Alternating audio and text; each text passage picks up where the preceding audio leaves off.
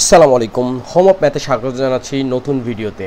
আজকের ভিডিওতে সপ্তম শ্রেণী গণিতের 2024-এর প্রথম অনুশীলনী সূচকের গল্প শুরু করতে যাচ্ছি। একটা জিনিস বলে রাখি, আমার দুইটি চ্যানেল, একটা হচ্ছে হোম একাডেমি আর একটা হচ্ছে হোম অফ ম্যাথ। এই দুইটা চ্যানেলেই সাধারণত আমি ম্যাথের ভিডিওগুলো দিয়ে থাকি। তার মধ্যে হোম অফ ম্যাথে আমি টেক্সট বইয়ের অঙ্কগুলো নিয়ে আলোচনা করে থাকি। তো চলো ভিডিওটা শুরু করি। আশা করি এই অনুশীলনী এক আমরা দুটি পর্বের মাধ্যমে শেষ করতে পারবো। তো চলো শুরু করি। একটা বিষয় বলে রাখি, সূচকের গল্প পাঠ্য বইটা তোমরা মনে হয় পড়াশোনা করেছো, তারপরও একটা সামারি আমি দেওয়ার চেষ্টা করি। যে প্রথম কথা হচ্ছে গিয়ে সূচক কি, সূচক কিভাবে করে, অনেক কিছুই এই অনুশীলনী অঙ্ক করার সময় আলোচনা করব না। বাট একটা জিনিস আমি বলে রাখি যে দুইটা বিষয় আমাদের জানা দরকার। যেমন এটা ধরলাম, আমি লিখলাম এ, তার উপরে লিখলাম হচ্ছে কিউব। এই এ কিউব মানে কি? এ কিউব মানে হচ্ছে এ গুণ এ গুণ এ, অর্থাৎ তিনটা এর গুণফল হচ্ছে এ কিউব। এখন এইখানে কিউবটা কি এবং এটা কি? এই একে আমরা বলবো হচ্ছে ভিত্তি বা বেস, আর এদিকে 3 হচ্ছে পাওয়ার, অথবা আমরা বলবো এটাকে ঘাত। ওকে, এখন কথা হচ্ছে যে যখন আমরা দেখব যে একই ভিত্তি যদি হয়, আমরা ধরলাম হচ্ছে গিয়ে এ টু দি পাওয়ার এম গুণ এ টু দি পাওয়ার এন। লক্ষ্য করো এখানে দুইটার ভিত্তি কিন্তু একই, এখানেও এ এখানেও এ, আর উপরের পাওয়ার কিন্তু আলাদা। যখনই ভিত্তি একই হবে তখন পাওয়ারে পাওয়ারে কি হবে? যোগ হবে, অর্থাৎ a to the power m plus n. এইটা হচ্ছে সূচকের কি? গুণ। আবার ভাগের ক্ষেত্রে আমরা কি বলতে পারি? যদি ভিত্তি একই থাকে, যেমন এ টু দি পাওয়ার এম ভাগ এ টু দি পাওয়ার এন, এক্ষেত্রে এই যে ভিত্তি যে একই আছে, এটার জন্য আমরা কি করব? পাওয়ারে পাওয়ারে বিয়োগ করব, অর্থাৎ a to the power m minus n. এই হচ্ছে আমাদের সূচকের কি? ভাগ। এইটুক যদি আমরা জানা থাকে, তাহলে এই যে আমাদের প্রথম যে অঙ্কটা আছে যে নিচের সূচকগুলো নির্ণয় করো, এটা কিন্তু খুব সহজেই আমরা করতে পারবো। তো চলো আমরা এখানে যে 5টা সূচকের ধরন দেওয়া আছে, ক্রমিক 1 to 5, এটা আমরা ধাপে ধাপে করার চেষ্টা করি।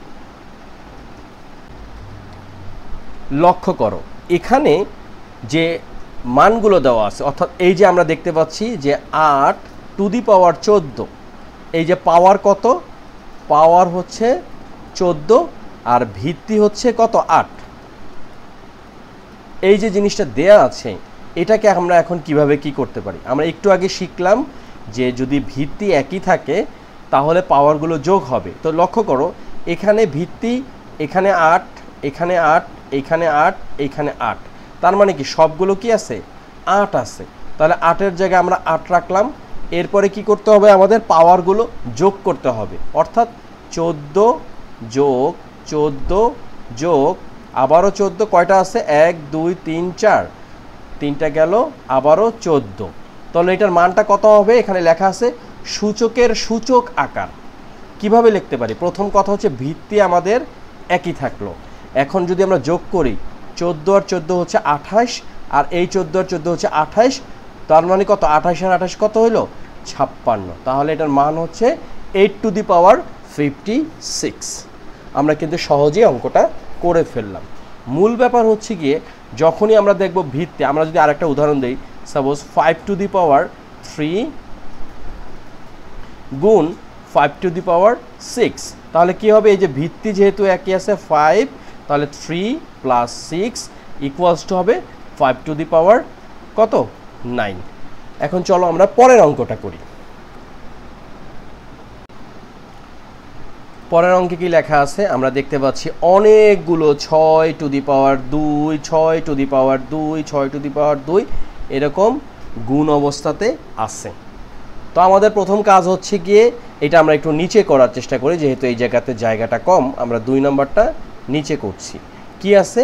6 to the power 2 into 6 to the power into 2 into 6 to the power এরকম আছে। যেহেতু ভিত্তি সবগুলো একই, তার মানে ভিত্তিটা হচ্ছে 6। এরপরে কি আছে, পাওয়ারগুলো কি হবে, যেহেতু গুণ অবস্থা আছে সুতরাং পাওয়ারগুলো যোগ হবে। পাওয়ার কি, পাওয়ার হচ্ছে 2। তো কয়টা 2 আছে, 1 2 3 4 5 6 7 8 9 10 11। তার মানে 2 যোগ 2 যোগ 2 যোগ 2 যোগ 2 যোগ 2 যোগ 2 যোগ 1 2 3 4 5 6 7 8 9 10 এবং 11। তাহলে উত্তরটা কত হবে, 2 আর 2 4, 4 2 6, 6 2 8, 8 2 10, 10 2 12, 12 আর 2 14, 14 আর 2 16, 16 আর 2 18, 18 আর 2 কত 20, 20 আর 2 22। অর্থাৎ উত্তর হচ্ছে 6 টু দি পাওয়ার 22। তাহলে এখানে মানটা আমরা লিখে ফেলি। সূচকের সূচক আকার হচ্ছে 6 টু দি পাওয়ার 2। আমরা কিন্তু সহজে অঙ্কটা করে ফেললাম। পরেরটা কি দেওয়া আছে, এখানে ভিত্তি হচ্ছে 14। তো আমরা লিখতে পারি এই হলো 14, যেহেতু গুণ অবস্থায় আছে পাওয়ারে পাওয়ারে যোগ হবে, অর্থাৎ 3 যোগ 3। উত্তর কত, উত্তর হচ্ছে 14 টু দি পাওয়ার 6। ওকে, এরপরেরটা কি দেওয়া আছে, ভিত্তি হচ্ছে 18, একটা দুইটা তিনটা চারটা, এই আমরা লিখলাম হচ্ছে 18। আর পাওয়ার কি আছে 9, তার মানে কি 9 যোগ 9 যোগ 9 যোগ 9, অর্থাৎ 9 9 18, 18 9 27, 27 আর 9 36, অর্থাৎ 18 টু দি পাওয়ার 36। সহজেই কিন্তু আমরা অঙ্কটা করে ফেললাম। এরপরে কি দেওয়া আছে, 25 টু দি পাওয়ার 4। এখন এটাকে আমাদের যদি এটাকে আলটিমেটলি আমরা কি করতে পারি, দেখো এখানে আছে 25 টু দি পাওয়ার 4। এটাকে যদি আমরা একটু সংক্ষিপ্তকরণ করতে চাই তাহলে আমাদের একটা নতুন জিনিস শিখতে হবে। সেটা কেমন, সেটা হচ্ছে এরকম যে suppose a two the power m আছে, তার উপরে টু দি পাওয়ার n আছে, এটাকে কিন্তু আমরা লিখতে পারি a two the power m n।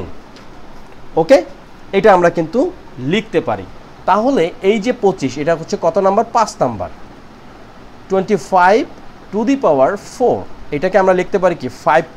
25 যেহেতু আছে, 25 মানে কি, এখানে 5 স্কোয়ার। কিভাবে এটা হইলো আমরা যদি একটু চিন্তা করে দেখি, দেখো 5 গুণ হচ্ছে 5, তাই না, মানে কি 25। কিন্তু এটা 5 স্কোয়ার কিভাবে হইলো খেয়াল করো, 5-এর উপরে কোনো পাওয়ার নাই, এর মানে হচ্ছে এটা 1। আবার এখানে 5-এর উপরে কোনো পাওয়ার নেই, তার মানে এটা হচ্ছে 1। বাংলায় যদি লিখি 1, এটাও হচ্ছে 1। দেখো ভিত্তি হচ্ছে 5, এখানেও ভিত্তি হচ্ছে 5, তার মানে 5 আর 5 থাকলো।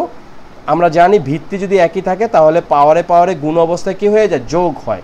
তাহলে এখানে 1 যোগ 1, অর্থাৎ এই যে 25কে আমরা লিখতে পারি 5 স্কোয়ার। তো ঠিক সেই রকমভাবে এই 25কে আমরা লিখলাম 5 স্কোয়ার, আর উপরে কি আছে 4। তাহলে এটাকে আমরা কি লিখতে পারি, আমরা একটু আগে শিখছি যে a two the power m two the power n যদি হয় তাহলে এই দুইটা পাওয়ার আমরা কিন্তু চাইলে গুণ করতে পারি, অর্থাৎ mn লিখতে পারি। তো এখানেও তাই হয়েছে 5 2 গুণ 4, অর্থাৎ 5 টু দি পাওয়ার 8। আমরা কিন্তু এখানে উত্তর লিখতে পারি 5 টু দি পাওয়ার 8। আমাদের প্রথম অঙ্কটা সূচকের গল্প অনুশীলনী 1-এর প্রথম পর্ব, এটা হচ্ছে পর্ব 1-এর 1 নম্বর অঙ্কটা আমরা কিন্তু সহজেই করে ফেললাম। তোমাদের এই অঙ্কগুলোর মধ্যে যদি কোনো প্রশ্ন থাকে অবশ্যই কিন্তু কমেন্ট সেকশনে জানাবে। তো চলো আমরা 2 নম্বর অঙ্কে চলে যাই। 2 নম্বর অঙ্ক, যেখানে লেখা আছে নিচের সূচকের সংক্ষিপ্ত আকারগুলো নির্ণয় করো। এই বিষয়টা কিন্তু অলরেডি আমরা জেনেছি যে সূচকীয় রাশি কি, এখানে 3 হচ্ছে ভিত্তি, আর এই যে 3 টু দি পাওয়ার 4 যেটা হচ্ছে গিয়ে এক্সপোনেন্ট বা পাওয়ার অথবা সূচক বা ঘাত।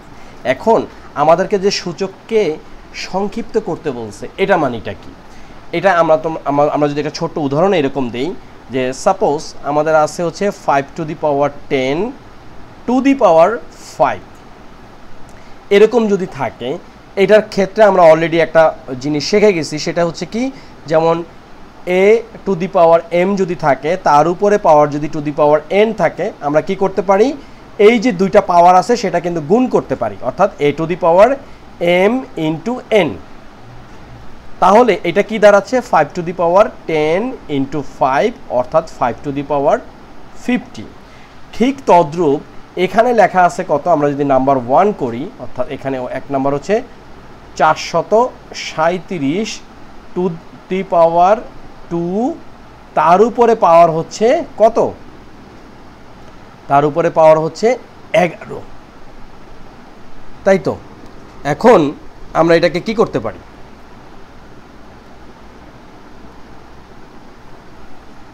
আমরা যেটা করতে পারি সেটা হচ্ছে যে এখানে 437 two the power 2 to the পাওয়ার 11, লক্ষ্য করো আমরা এটাকে যদি বোঝার খাতিরে লিখি তাহলে লিখতে পারি হচ্ছে 437 টু দি পাওয়ার 2।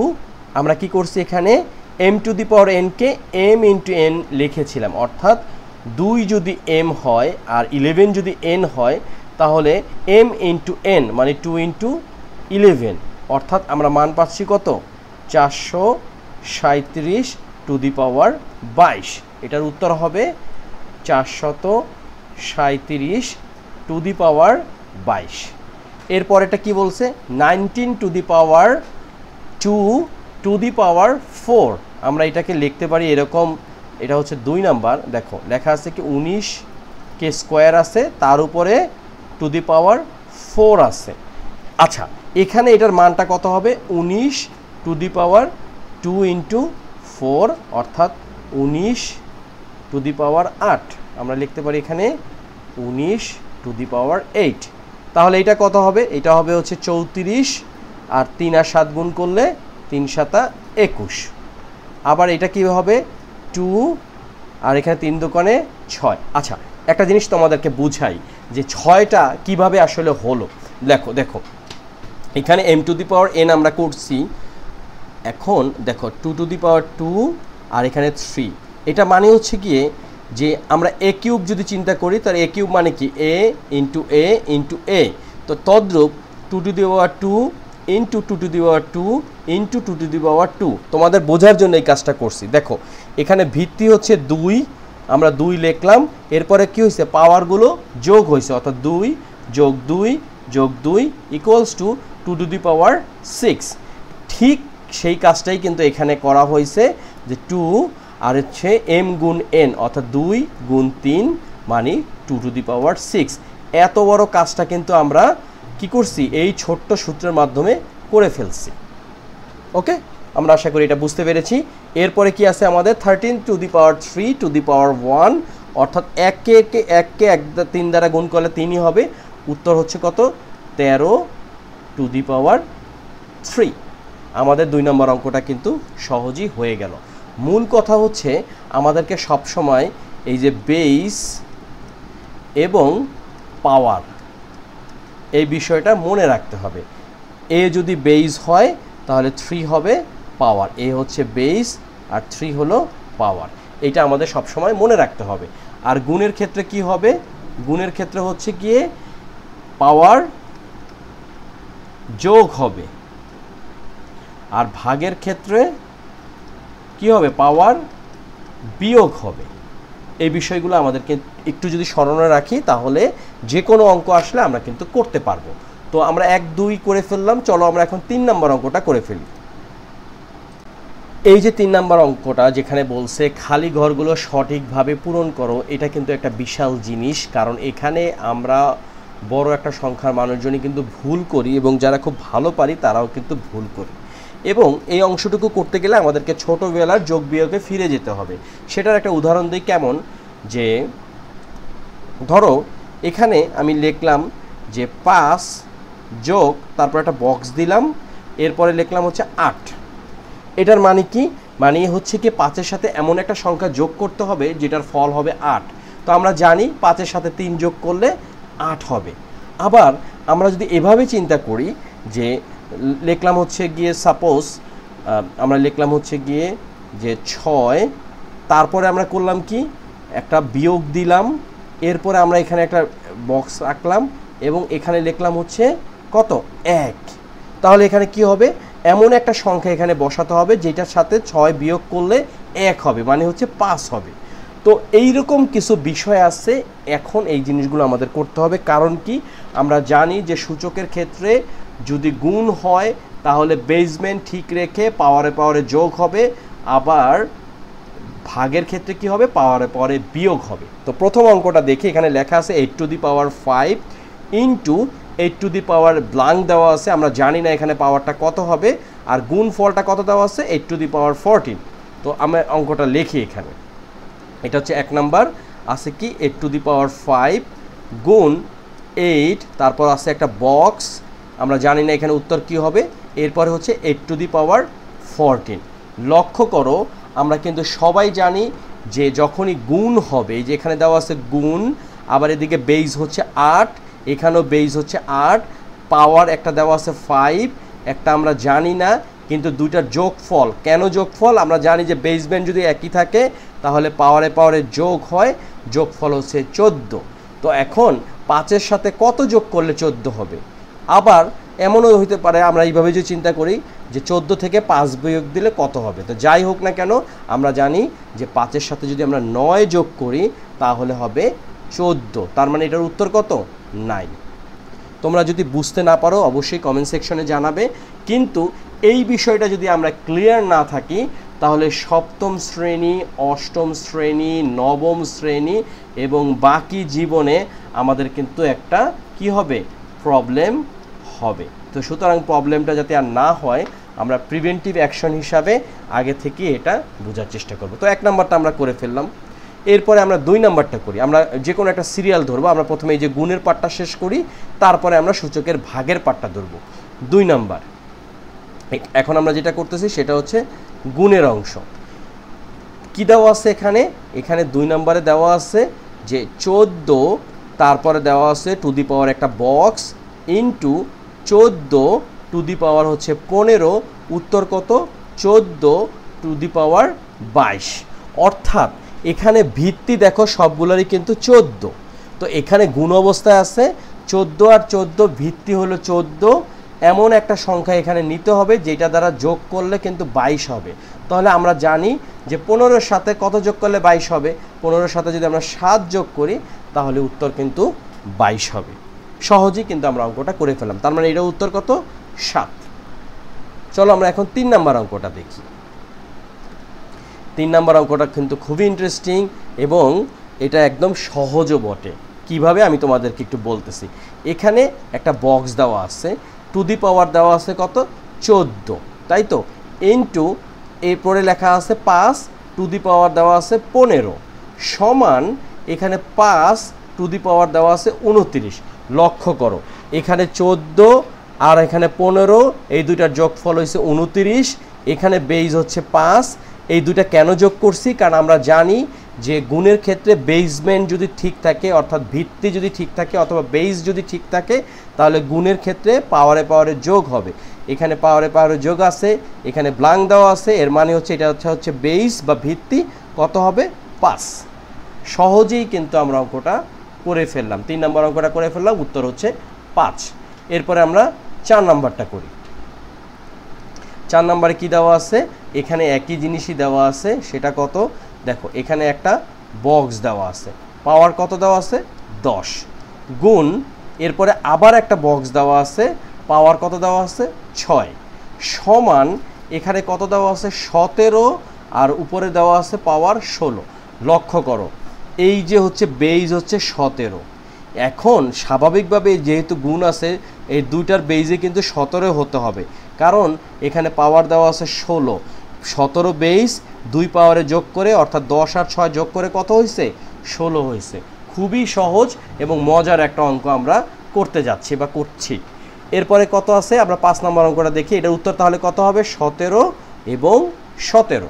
তোমরা কিন্তু অঙ্কটা বুঝে থাকলে ভিডিওটা পজ দিবে অথবা স্টপ করবে, নিজেরা করবে, কোথাও আটকে গেলে তাহলে ভিডিওটা দেখবে, অথবা পুরোটা ভিডিও দেখবে, এরপর বইটা ওপেন করবে, পৃষ্ঠা নাম্বার হচ্ছে 28, সুন্দর করে অঙ্কগুলো করে ফেলবে। তো চলো আমরা পরেরটা করি।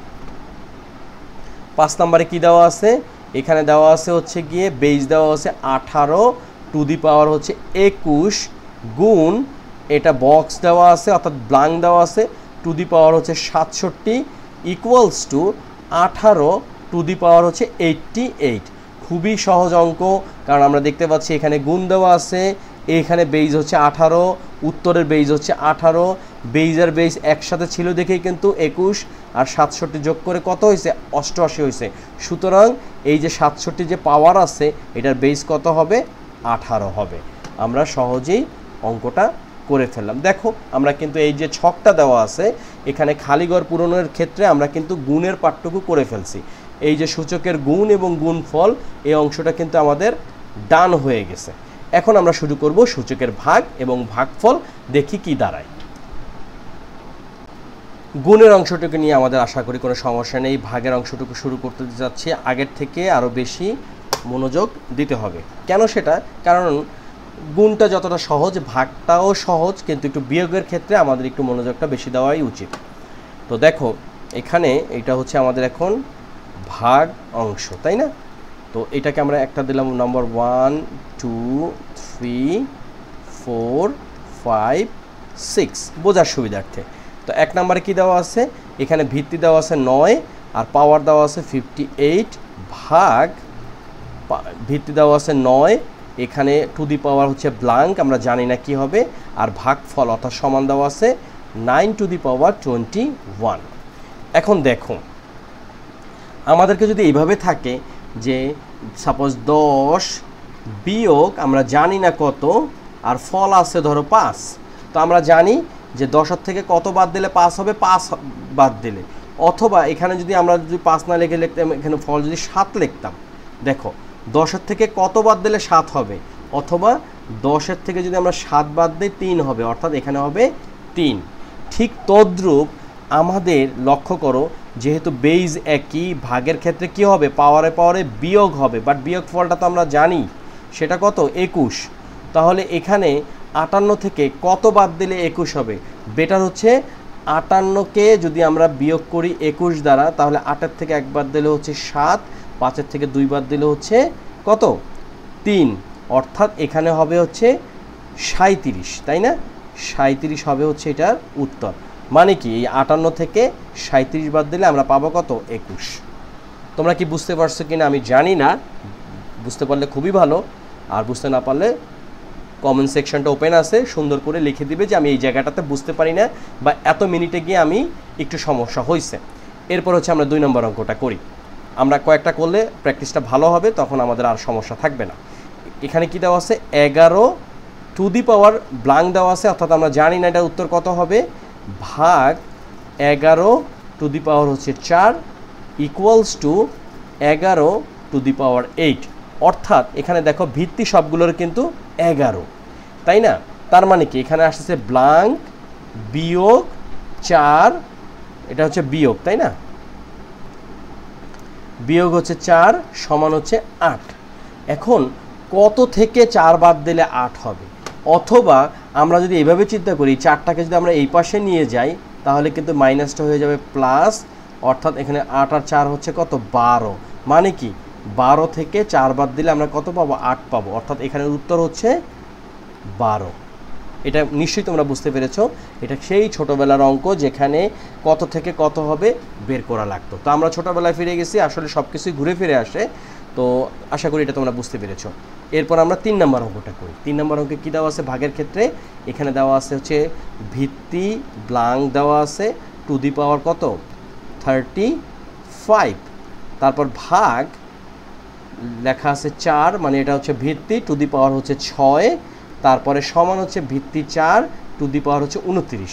এটা খুবই সহজ, কারণ আমরা জানি যে ভিত্তি যদি একই হয় ভাগের ক্ষেত্রে বিয়োগ হবে, 35 থেকে 6 বাদ দিলে 29 হয়েছে, এটা খুবই সহজ।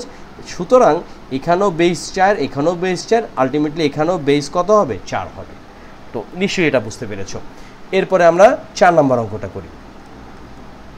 কত দেওয়া আছে 47 টু দি পাওয়ার 21 ভাগ 47 টু দি পাওয়ার আমরা জানি না কত, একটা ব্লাঙ্ক দেওয়া আছে। এরপরে কি দেওয়া আছে 47 মাইনাস 3। এই হচ্ছে এখন আমাদের ঝামেলা শুরু। কিভাবে ঝামেলাটা শুরু হয়েছে দেখো, এখানে যদি লেখা থাকতো 1 2 3 কোনো সমস্যা ছিল না, কিন্তু ডাইরেক্ট দেওয়া আছে কি -3, অর্থাৎ আমাদের এই যে 21 থেকে এমন একটা সংখ্যা বাদ দিতে হবে, অর্থাৎ -3 হবে। মানে কি 21-এর থেকে সংখ্যাটা বড় হবে। কি হবে দেখো, এই অঙ্কটা হচ্ছে এইরকম যে 21 আছে, তার থেকে বিয়োগ করতে হবে এমন একটা সংখ্যা যেখানে আমাদের -3 হবে। এখন এই যে -3টাকে দেখো, এই -3টাকে যদি আমরা এখানে পক্ষান্তর করি তাহলে মাইনাসের চিহ্ন পরিবর্তন হয়ে প্লাস হয়ে যাবে, অর্থাৎ 21 আর 3 কত 24। সুতরাং আমাদের উত্তর হচ্ছে 24। 24-এর থেকে 21 বাদ দিলে এখানে 21 হচ্ছে বড়, 24 হচ্ছে বড়, 21 হচ্ছে ছোট। তার মানে কি সাইনটা নিতে হবে বড়র সাইন। সুতরাং -24 থেকে 21 বাদ দিলে আমরা পাচ্ছি হলো গিয়ে -3। উত্তর কত এখানে 24। এখানে তোমাদের একটা ভুল কিন্তু অনেকের হইতে পারে। আমি একটা ছোট্ট উদাহরণ দিই। যেমন ধরো এখানে আছে ধরো 15 বিয়োগ কত বক্সে আছে আমরা জানি না, এখানে ধরলাম হইল হচ্ছে -2, অর্থাৎ এখানে আমাদের হবে কত 17। 17 থেকে 15 বাদ দিলে কত হয় 2। 17 হচ্ছে বড়, সাইনটাও হচ্ছে গিয়ে মাইনাস, সুতরাং -2। আশা করি বুঝতে পারছো, আর না হলে কিন্তু অবশ্যই কমেন্ট সেকশনে জানাতে হবে। 5 নম্বর অঙ্কটা দেখি কি লেখছে, 47^21। এটাই তো মনে হয় মাত্র করলাম, তাহলে কি আমাদের কোনটা বাদ গেছে এখানে? আমাদের এই যে এখানে 4 নাম্বার যেটা আছে, আচ্ছা আমরা যেটা করে ফেলছি সেটা ছিল হচ্ছে গিয়ে 5 নাম্বারটা। আচ্ছা আমরা এখানে এটা করছি 5 নাম্বারটা, তাহলে 4 নাম্বারটা এখন আমরা করি। 4 নাম্বারে কি ছিল 52, 4 নাম্বারে আছে 52^8 ভাগ 52 বক্স মানে ব্ল্যাঙ্ক ইকুয়ালস টু 52 অর্থাৎ দেখো বেইজ একই আছে, বেইজ 1 ভাগের ক্ষেত্রে বিয়োগ হবে, অর্থাৎ এমন একটা পাওয়ার নিতে হবে যেটা 8-এর থেকে বিয়োগ করলে 0 হবে, অর্থাৎ 8-এর থেকে 8 বাদ দিলে আমরা কিন্তু কত পাবো 0ই পাবো। সহজেই কিন্তু অঙ্কটা করে ফেললাম। তো এটা হবে 4 নাম্বারটা। 5 নাম্বার অবশ্য আমরা আগে করে ফেলছি। এখন ফাইনালি আমরা এখন 6 নাম্বার অঙ্কটা করব। সেটা কি দেওয়া আছে দেখো, যে লেখা আছে 19^10 ভাগ বক্স (67) ইকুয়ালস টু 19^-57। লক্ষ্য করো এখানে যেহেতু ভাগ, তার মানে বেসগুলো কি সব একই হবে, কারণ বিয়োগ করার ফলে কিন্তু 57 হয়েছে। 67 থেকে 10 বাদ দিলে -57 হয়েছে। তো বেসটা কত হবে? বেসটা হবে হচ্ছে 19। সহজেই অঙ্কগুলো আমরা কিন্তু করে ফেললাম। তো আমাদের ভাগের পার্টটাও শেষ হয়ে গেল, গুণ করে ফেলছি, ভাগ করে ফেলছি, এই যে ভাগটাও ডান হয়ে গেল। এখন আমরা করব সূচকের সূচাকার বা সংক্ষিপ্ত আকার কিভাবে করতে হয় সেটা করব। তো দেখো এখানে আমরা কি কি করছি লক্ষ্য করো, এটা আমরা কিন্তু সহজেই করতে পারি। আমরা এই পাশেই করে ফেলি। এটা হচ্ছে 1 2 3 4 এবং 5। 1 নম্বরে কি দেওয়া আছে 16^3 টু দি পাওয়ার সামথিং, আমরা জানি না কি লেখছে কিন্তু 24। দেখো এটা হচ্ছে 1 নাম্বার, 16 তার উপরে পাওয়ার হচ্ছে 3, তার উপরে পাওয়ার হচ্ছে ব্ল্যাঙ্ক। এখানে কত বসালে এই যে 24টা পাওয়া যাবে? আমরা জানি যে a⁴m যদি হয়, তার উপরে পাওয়ার যদি n হয়, আমরা লিখতে পারি a⁴m × n, অর্থাৎ এখানে 16^3 ইন্টু কত গুণ করলে, 3-এর সাথে কত গুণ করলে 24 হবে? আমরা এখানে 8 গুণ করলে আমরা পাবো হচ্ছে 16^24। তার মানে এখানে উত্তর কত? উত্তর হচ্ছে 8। একটা গেল। 2 নাম্বার কি আছে 26 হচ্ছে ব্ল্যাঙ্ক, আমরা জানি না কি হবে, তার উপরে হচ্ছে 6। এখানে কি আছে 26^12, অর্থাৎ দেখো 26 তো 26-এর জায়গায় আছে, 12 হয়েছে, তার মানে কি এখানে হবে 2, কারণ 6 আর 2 গুণ করলে 12 হবে, তাই তো? এরপরে হচ্ছে 3 নম্বর অঙ্কটা আমরা দেখি। কত দেওয়া আছে? একটা বক্স দেওয়া আছে, তারপরে পাওয়ার হচ্ছে 4, তারপরে টু দি পাওয়ার হচ্ছে 11 ইকুয়ালস টু 3^44। দেখো এখানে কিন্তু এই 4 আর 4 গুণ করে 44 হয়েছে, আর বেস কত 3, সুতরাং এখানে উত্তরটা হবে হচ্ছে 3। খুব সহজেই কিন্তু আমরা অঙ্কগুলো করে ফেললাম। 4 নম্বর অংশটুকু, 4 নম্বরে লেখা আছে, আমরা যদি একটু উঠাই 4, এখানে হচ্ছে 5 two the power 4 minus 5 equals to 5 two the power box দেওয়া আছে।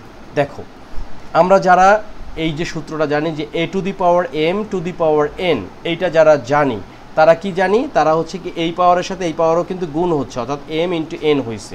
তো স্বাভাবিকভাবে এখানে যখনই আমরা এইভাবে করব যে 5 আর এখানে 4 ইন্টু মাইনাস 5, উত্তর কত হবে 5 টু দি পাওয়ার মাইনাস 20, অর্থাৎ উত্তর হচ্ছে মাইনাস 20। ওকে, খুব সহজে অঙ্কটা আমরা করে ফেললাম। এরপর হচ্ছে শেষ অংশটুকু, এখানে লেখা আছে কত 15 two the power minus 7 two the power minus 2। এটাকে আমরা কিভাবে লিখতে পারি, আমরা লিখতে পারি এখানে 15 আছে মাইনাস 7 গুণ মাইনাস 2, আলটিমেটলি কত এখানে 15 মাইনাসে মাইনাসে হচ্ছে প্লাস, আর 7 দোকানে 14, অর্থাৎ উত্তর হচ্ছে 15 টু দি পাওয়ার 14। এই হচ্ছে আমাদের উত্তর। তো আজকে ভিডিওতে আমরা 1 থেকে 3 পর্যন্ত 3টা অঙ্ক করলাম এবং বেশ গুরুত্বপূর্ণ অংশগুলো আমরা সমাধান করার চেষ্টা করছি। তো এই বিষয়ে তোমাদের যদি কোনো প্রশ্ন থাকে কমেন্ট সেকশনে জানাবে, আমরা আরও 2টা অঙ্ক কিন্তু সমাধান করার চেষ্টা করব। তো চলো আমরা অঙ্কটা করে ফেলি। এই অঙ্কটা একটু বাস্তবধর্মী, তোমাদের কোভিডের কথা মনে আছে, এখন তোমরা ক্লাস 7-এ পড়ো, কোভিডের সময় হয়তো বা তোমরা ক্লাস 4 বা 3-তে পড়ছো বা ক্লাস 5-এ, তো ভয়াবহ কিছু দিন আমরা পার করেছিলাম। তো দেখো অঙ্কে কিন্তু বাস্তবতার একটা ছোঁয়া আছে। এখানে যদি প্রশ্নটা আমরা ভালোভাবে খেয়াল করি, লেখা আছে যে তোমাদের নিশ্চয়ই কোভিড-19 মহামারীর কথা মনে আছে, মারাত্মক ছোঁয়াচে এই মহামারীর কারণে পুরো পৃথিবী একটা বড় সময় স্থবির হয়ে গিয়েছিল। আমরা সেই মহামারী নিয়ে একটি গণনা করার চেষ্টা করব। ধরো একটি বাড়িতে 3 জন লোক আছে, তারা প্রত্যেকেই কোভিড আক্রান্ত হয়েছে। এখন হিসাব করে দেখা গেল তারা 3 জনই প্রত্যেকেই একদিনে আলাদা আলাদাভাবে ন্যূনতম 3 জনকে আক্রান্ত করতে সক্ষম। আবার তাদের দ্বারা আক্রান্ত প্রত্যেকেই আবার একদিনে আলাদাভাবে ন্যূনতম 3 জন ব্যক্তিকে আক্রান্ত করা সম্ভব। তোমাদের কাছে গর্বর মনে হচ্ছে, আমি তোমাদের কাছে যদি একটা ছোট্ট উদাহরণ এইরকমভাবে দিই, ধরো এই একজন মানুষ, তাই তো, এই একজন মানুষের কারণে 3 জন ব্যক্তি কোভিডে আক্রান্ত হতে পারে। ওকে, সহজ হিসাব। আবার কথা হচ্ছে এই ব্যক্তিটার মাধ্যমেও কিন্তু আবার 3 জন আক্রান্ত হতে পারে, এই ব্যক্তিটার মাধ্যমেও কিন্তু 3 জন আক্রান্ত হতে পারে, এই ব্যক্তির মাধ্যমেও 3 জন আক্রান্ত হতে পারে। এটাই কিন্তু এইভাবে লেখছে। আবার একদিনে আলাদা আলাদাভাবে ন্যূনতম 3 জন করে ব্যক্তি আক্রান্ত হতে পারে, এখান থেকে আবার 3 জন আক্রান্ত হতে পারে, এখান থেকে আবার 3 জন আক্রান্ত হতে পারে, এইভাবে কিন্তু সারা পৃথিবীতে ছড়িয়ে গিয়েছিল।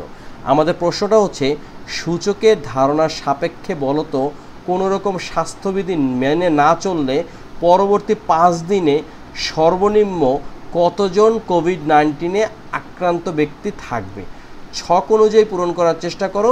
সাহায্যের জন্য চাইলে প্রদত্ত চিত্রটি দেখতে পারো এবং আমরা এটা সমাধান করার চেষ্টা করব। দেখো প্রথম দিন কি হয়েছে, প্রথম দিন হয়েছে গিয়ে আক্রান্ত কয়জন হয়েছে, একজনের মাধ্যমে কয়জন হইল, 3 জন আক্রান্ত হইল, তাই না?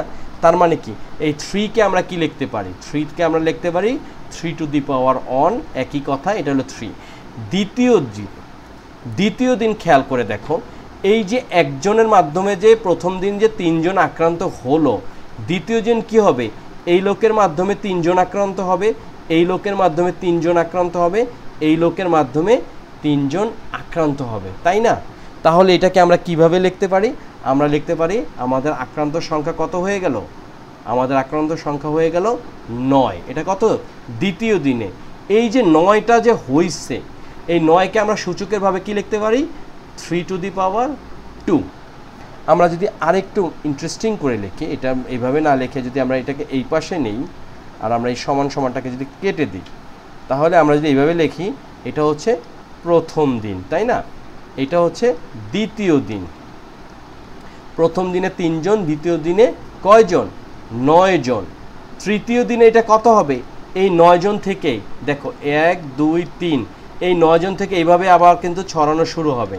তার মানে কি হইল, 9 জন থেকে এটা হয়ে যাবে কত 3 গুণ, যেহেতু বাড়তেছে কারণ একজনের মাধ্যমে 3 জন, তার মানে 9 জনের মাধ্যমে এটা কত হয়ে গেল 27 হয়ে গেল। লক্ষ্য করো আমাদের কিন্তু সূচকের কিন্তু একটা ফরম্যাটে চলে আসছে। কিভাবে সেটা লক্ষ্য করো যে একজন, দুইজন, যখনই প্রথম দিন কি হয়েছে 3 টু দি পাওয়ার 1, দ্বিতীয় দিন হয়েছে 3 টু দি পাওয়ার 2, তৃতীয় দিন হয়েছে 3 টু দি পাওয়ার 3, চতুর্থ দিন আমাদের নামটা মুখস্থ করা সম্ভব না, কিন্তু আমরা লিখতে পারি 3 to the power 4। 3 to the power 4 মানে কি, 3 টু দি পাওয়ার 4 মানে হচ্ছে 81। সুতরাং আমাদের যে এই যে 3 গুণ করে যে বৃদ্ধি পাচ্ছে, এইটা কিন্তু দেখো আমরা কিন্তু এইভাবে লিখতে পারি যে 3 জন, তারপর 9 জন, তারপর 27 জন, তারপর কতজন 81 জন, এরপরে কত 3 to the power 5। 3 to the power 5 মানে কি, নিশ্চয়ই আমাদের এখন ক্যালকুলেটরের সহায়তা নিতে হবে। তাহলে কিভাবে করতে পারি আমরা প্রথমে 3, তারপরে হচ্ছে টু দি পাওয়ার 5, তাই না? 3 টু দি পাওয়ার 5 কত, 3 টু দি পাওয়ার 5 মানে হচ্ছে 243, তাই না? এটা হচ্ছে আমাদের পঞ্চম দিনে 243। ক্যালকুলেটরের সহায়তা কিন্তু নিতে হবে, কারণ ভুল হইলে অঙ্ক শেষ, ভুল হইলে অঙ্ক শেষ। এখন এখানে কত হয়েছে, এখানে হয়েছে হলো গিয়ে 243। তাহলে এখানে 3 square, 3 to the power 3, 3 to the power 4, 3 to the power 5। এখন এখানে বলছে এই ধারায় 11তম এবং 14 দিন শেষে সর্বনিম্ন কতজন আক্রান্ত হতে পারে। তো প্রথম কথা হচ্ছে গিয়ে, যেহেতু আমাদের হচ্ছে গিয়ে এখানে 11তম দিন, আমরা ডাইরেক্ট উত্তর না বলতে পারলেও কিন্তু এইটা বলতে পারবো, এটা হয়ে যাবে 3 টু দি পাওয়ার 11। আবার বলছে কি 14তম দিন, আমাদের উত্তরটা আমরা জানি না, কিন্তু এটা বলতে পারবো যে উত্তর হবে কত 3 টু দি পাওয়ার 14। তাহলে 3 টু দি পাওয়ার 11 এর মানটা কত, আমরা যদি ক্যালকুলেটরের সহায়তা নেই, দেখো আমরা যদি ক্যালকুলেটরের সহায়তা নেই আমরা এটা কিভাবে করতে পারি, আমি তোমাদেরকে একটা জিনিস দেখাই, সেটার মাধ্যমে কিন্তু তোমরা সহজে ক্যালকুলেটরে করতে পারো। ক্যালকুলেটরে দেখবা একটা জায়গা আছে, সেটাতে x to the power x আছে কি না। আমি তোমাদেরকে এটা একটু দেখানোর চেষ্টা করি, না হলে তোমাদের কিন্তু একটু সমস্যা হবে। যে দেখো যে আমি ক্যালকুলেটরের একটা ছবি নেই,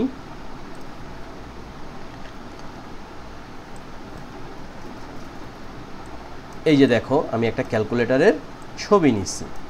এখানে দেখো একটা জায়গা আছে, তোমরা তোমাদের ক্যালকুলেটরে খুঁজে বের করবে যে এরকম x to the power y আছে কিনা। এটা থাকলে কিন্তু প্রথমে কি করতে হবে, আমাদের এই যে 3তে ক্লিক করতে হবে, এরপর আমরা x টু দি পাওয়ার y-তে ক্লিক করব, তারপরে কত করব 11তে ক্লিক করব। মানটা কত আসবে আমরা যদি করে দেখি, দেখো প্রথমে আমরা ক্লিক করব হচ্ছে 3, তারপরে x টু দি পাওয়ার y-তে ক্লিক করব, এরপর 11তে ক্লিক করব, উত্তর হবে হচ্ছে 1,77,147, 1,77,147।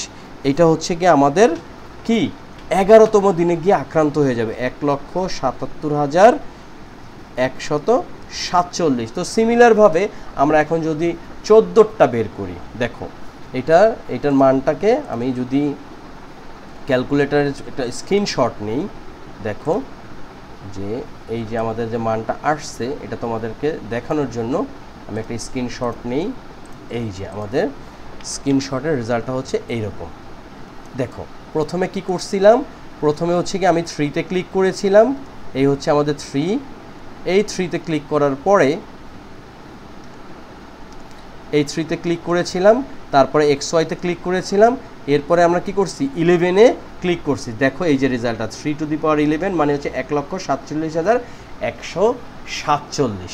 তো এখন আমরা 3 টু দি পাওয়ার 14-এর মানটাও বের করে ফেলি, কি দাঁড়াচ্ছে তাহলে দেখি 3, আবার x টু দি পাওয়ার y-তে ক্লিক করব, এরপর আমরা ক্লিক করব 14, উত্তর হচ্ছে কত 4 লক্ষ না, উত্তর হচ্ছে 47,82,969। বিশাল একটা মানুষ কোভিডে আক্রান্ত হয়ে গেছিল, অর্থাৎ 47,82,969। এটা কততম দিনে গিয়ে 14তম দিনে গিয়ে।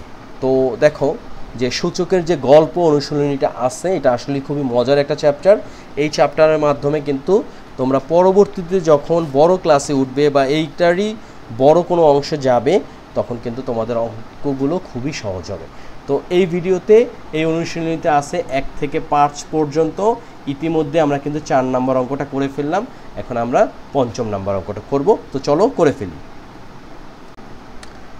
আরেকটি আমরা বাস্তব উদাহরণ সম্পন্ন সূচকের অঙ্ক করব। দেখো সূচকের গল্প মানেই কিন্তু বাস্তবতার একটা বহিঃপ্রকাশ। এখানে প্রশ্নে যেটা বলছে সেটা হচ্ছে যে 10,000, 10,000, 1 লক্ষ, 10 লক্ষ, 1 কোটি, 10 কোটি সংখ্যাগুলোকে গাণিতিক ভাষায় ছোট আকারে প্রকাশ করো। দেখো তো মূল সংখ্যার 1-এর ডান পাশে মোট কতটি শূন্য রয়েছে। এবার সংখ্যাটিকে ছোট আকারে প্রকাশের পর যে সূচকীয় সংখ্যাটি পাও তার সাথে পূর্বের প্রাপ্ত সংখ্যার প্রাপ্ত শূন্য সংখ্যার মাঝে কোনো সম্পর্ক পাওয়া যায় কিনা। চমৎকার একটি অঙ্ক। আমাদের আবারও কিন্তু ছোটোবেলায় ফিরে যেতে হবে, কারণ এই অঙ্কের মাধ্যমে আমরা আবার কিন্তু ওই যে 1 মানে স্বরে 1, তারপরে 10,000 কীভাবে লেখে, 20,000 কীভাবে লেখে, সেই ধরনের জিনিসগুলো কিন্তু এখন আমরা করব। তো প্রথম কথাটা হচ্ছে গিয়ে এখানে যেটা আছে 10,000, এটাকে আমরা কি করতে পারি, এখানে বলছে যে গাণিতিক ভাষায় ছোট আকারে প্রকাশ করো। তো ছোট আকারে কিভাবে আমরা প্রকাশ করতে পারি লক্ষ্য করো, যে আমরা লিখতে পারি এখানে প্রথম হচ্ছে গিয়ে প্রথম হচ্ছে 10,000, এটাকে আমরা গাণিতিক ভাষায় তো 10,000, 10 আর সামনে হচ্ছে 3টা শূন্য, 10 3টা শূন্য হয়ে গেল 10,000। এখন এটাকে আমরা যদি সংক্ষেপে লিখতে চাই, দেখো এখানে প্রথম কথা হচ্ছে গিয়ে যে এখানে 10-এর সাথে কি করছে, এখানে 10-এর সাথে আরও 1,000 গুণ হয়েছে, তাই না। তো আমরা এটা লিখতে পারি 10 গুণ এখানে এই যে 1,000। লক্ষ্য করো এখন এই 10কে আমরা কি লিখতে পারি 10 টু দি পাওয়ার 1 ইন্টু এই যে 1,000, 1,000 মানে কি 10 গুণ 10 গুণ 10, তাই না। এই মানে কি, এইটাই মানে হচ্ছে 1,000। আবার এটাকে আমরা কি লিখতে পারি, এই যে 10 গুণ 10 গুণ 10 মানে কি 10-এর উপর পাওয়ার 1, এই 10-এর উপর পাওয়ার 1, এই 10-এর উপর পাওয়ার 1, আলটিমেটলি এই 1 যোগ 1 যোগ 1 মানে হচ্ছে 10 two the power 3। 10 two the power 3 মানে কি 1000। তাহলে এখানে আমরা লিখতে পারি 10 টু দি পাওয়ার 3। লক্ষ্য করো 10,000-এর ক্ষেত্রে আমরা কি লিখতে পারি, এখানে আছে পাওয়ার 1, এখানে আছে পাওয়ার 3 আর বেজ হচ্ছে 10, সুতরাং আমরা লিখতে পারি 10 টু দি পাওয়ার 4। এইটা আমরা লিখলাম, ছোট আকারে লিখলাম, এটা ছোট আকারে। এবং আরেকটা মজার জিনিস দেখো যে এখানে 1টা 2টা 3টা 4টা শূন্য হয়েছে, এই যে 4টা শূন্য উপরে কত 10 টু দি পাওয়ার 4। এরপরে আমরা লিখবো হচ্ছে 1 লক্ষ, 1 লক্ষ, 1 লক্ষ মানে কি, 1 লক্ষ মানে হচ্ছে 1-এর সামনে কয়টা শূন্য, 1-এর সামনে হচ্ছে 5টা শূন্য, তো 1 1 2 3 4 5।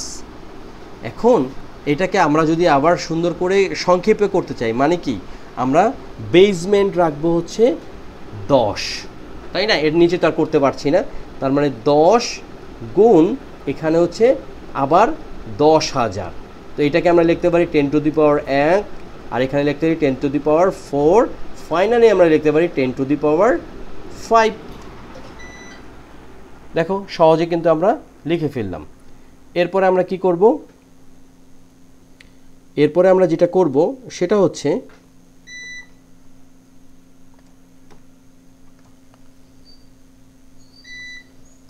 তাহলে 1 লক্ষ গেল, এখন আমরা কত করব 1 কোটি, 1 কোটি, 1 কোটি মানে কি, 1 কোটি মানে হচ্ছে গিয়ে এখানে 1 আর এদিকে 7টা শূন্য, তাই না, 1টা 2টা 3টা 4টা 5টা 6টা 7টা, একক দশক শতক সহস্র অযুত লক্ষ নিযুত কোটি। তো 7টা শূন্য যেহেতু আছে তার মানে 10 টু দি পাওয়ার 7। এরপরে কত দেওয়া আছে 10 কোটি, 10 কোটির ক্ষেত্রে আমরা কি লিখতে পারি, এই 10 তারপরে সামনে আবার 7টা শূন্য, 1টা 2টা 3টা 4টা 5টা 6টা 7টা, তাই তো। তাহলে কত হচ্ছে এখানে 10 টু দি পাওয়ার 8। কোনো কিছু কি মিসিং হয়েছে? আচ্ছা, এখানে 10,000 আমরা করছি, 1 লক্ষ করছি, এই যে 10 লক্ষটা বাকি আছে, আমরা 10 লক্ষটা এখানে করি। 10 লক্ষ, 10 লক্ষ মানে কি? এই যে এই 10-এর সামনে লক্ষর জন্য আরও 5টা শূন্য, 1টা 2টা 3টা 4টা 5টা, তার মানে 10 টু দি পাওয়ার, এখানে মোট শূন্য কটা হয়েছে? 1 2 3 4 5 6, অর্থাৎ 10 টু দি পাওয়ার 6। তাহলে দেখো এখানে আমরা 10 টু দি পাওয়ার 4 পাইছি, 10 টু দি পাওয়ার 5 পাইছি, 6 পাইলাম, 7 পাইলাম, 10 টু দি পাওয়ার 8 পাইলাম। এখন আমাদের কাজটা কি? এখন বলছে দেখো তো মূল সংখ্যার 1-এর ডান পাশে মোট কতটি শূন্য আছে। তার মানে কি এখানে আমাদেরকে যেটা বলছিল সেটা হচ্ছে গিয়ে যে এখানে আমাদের 1-এর সাথে মিল রেখে করতে হবে, অর্থাৎ গুণ। এখানে আমরা এটাকে লিখব হচ্ছে গিয়ে কিভাবে, দেখো এটা আমাদের লেখা দরকার ছিল যে 1 গুণ 1 গুণ 1 গুণ, তারপরে হচ্ছে 1 গুণ 1 গুণ। আমাদের প্রথম ধাপের কাজ শেষ। এখন বলছে যে মূল সংখ্যায় দেখো দেখো তো মূল সংখ্যার 1-এর ডান পাশে মোট কতটি শূন্য আছে। এবার সংখ্যাটিকে ছোট আকারে প্রকাশের পর যে সূচকীয় সংখ্যাটি পাও তার সাথে পূর্বের প্রাপ্ত সংখ্যার মাঝখানে কোনো সম্পর্ক পাওয়া যায় কিনা। তো মূল সংখ্যাটা কত? একটা হচ্ছে 10,000, এটাকে আমরা কি পাইছি? আমরা যদি এইভাবে লিখি যে এই হলো 10,000, এটার এগেনস্টে পাইছি আমরা 1 গুণ 10 টু দি পাওয়ার 4, তারপরে হচ্ছে গিয়ে 1 লক্ষ 1 লক্ষ 1 লক্ষ আমরা পাইছি 1 গুণ 10 টু দি পাওয়ার 5, তারপরে পাইছি কত? 10 লক্ষ 10 লক্ষ কত? 1 গুণ 10 টু দি পাওয়ার 6, এরপর হচ্ছে 1 কোটি, এটাতে আমরা কত পাইছি? 1 ইন্টু 10 টু দি পাওয়ার 7, তারপরে 10 কোটি, এটা হচ্ছে 1 ইন্টু 10 টু দি পাওয়ার 8। এখন দেখো এখানে মূল সংখ্যা 1-এর ডান পাশে আমরা কয়টা শূন্য পাইছি? এখানে আমরা পাইছি হচ্ছে 4টা, এটাই পাইছি 5টা, এটাই পাইছি 6টা, এটাই পাইছি 7টা, এটাই পাইছি 8টা। এখন যদি সূচকীয় মান 10-এর উপরে যদি চিন্তা করে দেখো, এখানে কি? এখানে হচ্ছে 1-এর ডান পাশে শূন্য, তাই না? এই যে কলামটা। এখন আমাদেরকে বলছে যে যে সূচকীয় সংখ্যা পাও তার সাথে পূর্বের, এবার সংখ্যাটিকে যে ছোট আকারে প্রকাশ করো এবং যে সূচকীয় সংখ্যাটি পাও তার সাথে পূর্বে প্রাপ্ত সংখ্যার শূন্যর মাঝে কোনো সম্পর্ক আছে কিনা লক্ষ্য করো। এখানে সূচকীয় সংখ্যা যে সূচকীয়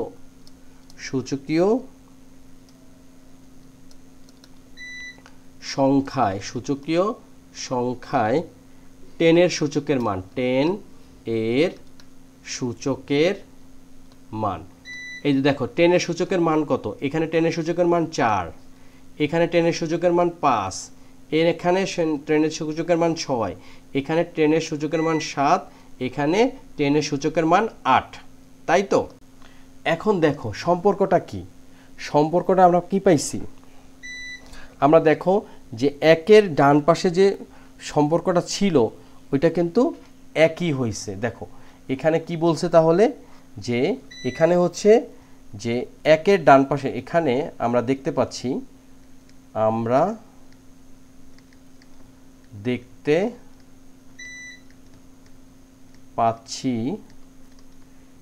1-এর ডান পাশের শূন্য